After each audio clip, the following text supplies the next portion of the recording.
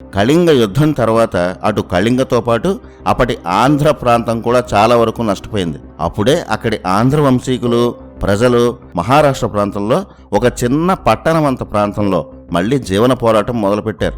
అశోకుడి మరణం తర్వాత మొట్టమొదట స్వతంత్రం ప్రకటించుకున్న రాజుల్లో శాతవాహనులు ఒకరు.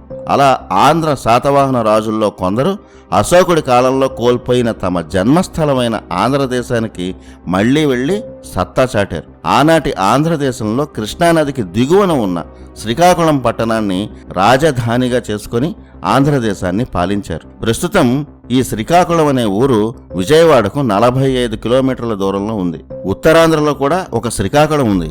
ఆ శ్రీకాకుళం వేరు, విజయవాడ దగ్గరలో ఉన్నటువంటి శ్రీకాకుళం వేరు. శ్రీముఖుడి ముందర తరంలో 30 పట్టణాలు, ఎన్నో గ్రామాలు, 1,00,000 మంది సైన్యం, బలమైన అశ్విక గజ దళాలను శాతవాహనులు సమకూర్చుకున్నారు. మౌర్యుల చివరి రాజైన బృహద్రథ మరణం తర్వాత మగధ సైన్యాధిపతి పుష్యమిత్ర శుంగుడు చక్రవర్తి అయ్యేందుకు ఆంధ్ర శాతవాహనులు సైనిక మద్దతు ఇచ్చారు. అలా శుంగవంశం, ఆ తర్వాత కాన్వ వంశంలో శాతవాహనుల అధికారాలు నెమ్మదిగా పెరిగాయి. ఇటు తమ సొంత రాజ్యమైన ఆంధ్రదేశాన్ని కూడా శాతవాహనులు నెమ్మదిగా విస్తరించుకున్నారు. ఆంధ్రదేశంలో శ్రీకాకుళం రాజధానిగా శాతవాహన సామ్రాజ్యం విస్తరించింది. విజయవాడకు దగ్గరలో ఉన్న ఈ శ్రీకాకుళంలో శాతవాహన కాలానికి ముందు నుంచే పురాతన విష్ణు ఆలయం ఉంది. అక్కడి మూల విరాట్టుని శ్రీకాకుళ విష్ణువు అంటారు.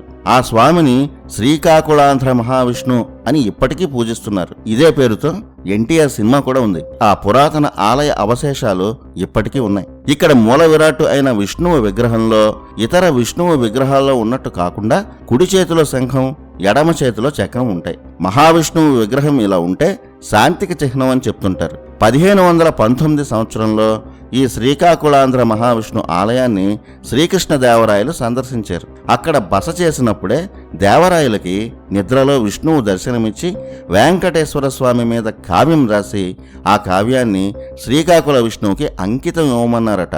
అలా కృష్ణదేవరాయలు విష్ణు ఆజ్ఞతో అచ్చ తెలుగులో రచించిన అద్భుత కావ్యమే ఆముక్తమాల్యద. ఆనాడు కృష్ణదేవరాయలు ఆ కావ్య రచనకు ఉపయోగించిన మండపాన్ని ఆముక్తమాల్యద మండపం అని ఇప్పటికీ పిలుస్తున్నారు. తొలి శాతవాహన రాజధానికి అంతటి ఘన చరిత్ర, ఆధ్యాత్మిక చరిత్ర ఉంది.